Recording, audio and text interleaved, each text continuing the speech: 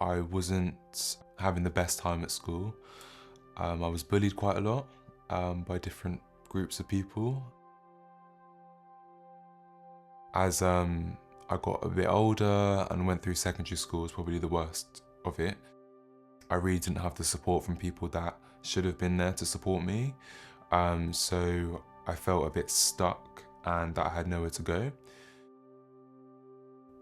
The day where I attempted to take my life, I was alone at home, and I just remember feeling very at peace with my choice.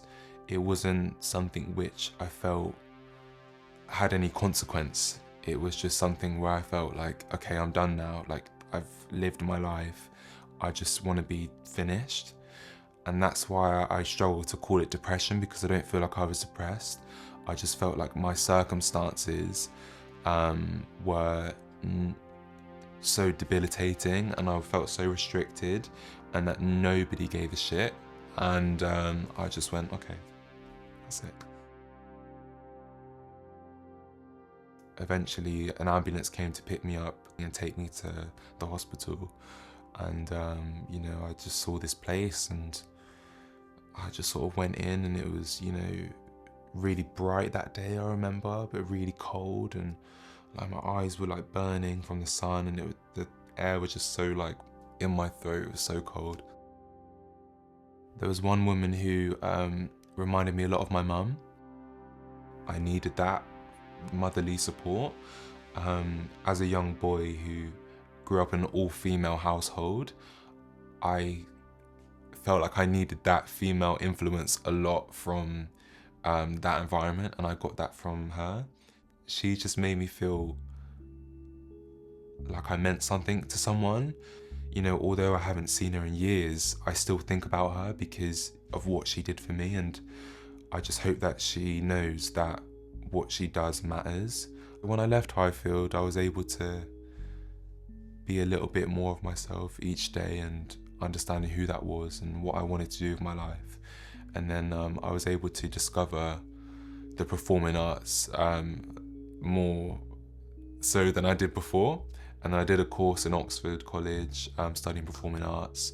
Things weren't always easy, and I did make an active choice to use CAMHS as well as I left. And I had a great experience with a therapist, but that was all through the phone because of COVID, so I wasn't allowed to be in person. So that was difficult, but then eventually, as the years went by, I continued with therapy, and that was in person as COVID sort of dwindled off into the background. So I was able to have that face-to-face experience, which I think is important with that sort of help. I went to London to do drama school, and then I studied there for 3 years, and then I ended up being awarded the most improved dancer in the whole year. So I graduated drama school and I started auditioning. So I got an agent, and he was putting me into things, Panto, West End, cruise ships, and it just so happened that one of the jobs that I got offered was to be on the cruise, and that's what I'm doing now. Yeah, and I'm really enjoying it, and I get to do what I love every day. Yeah. CAMHS played a massive part in my journey. I was in a crisis, and I think if I didn't have CAMHS there to support me, I don't actually know where I would be now. But because it was such a difficult time, and I had people around me that allowed me to understand my feelings and how to manage these things, I was able to use that consistently, and I still do. You know, I still take time to myself if I need time. I do my breath work. Sometimes I don't have a great show and I beat myself up about it, but then, you know, I just sort of take a step back and put things into perspective and see how far I've come. So yeah, I really think that those lessons that I learned as a 15-year-old have, you know, continued into my 20s where I am now. So yeah, it's been a really great learning curve over the years.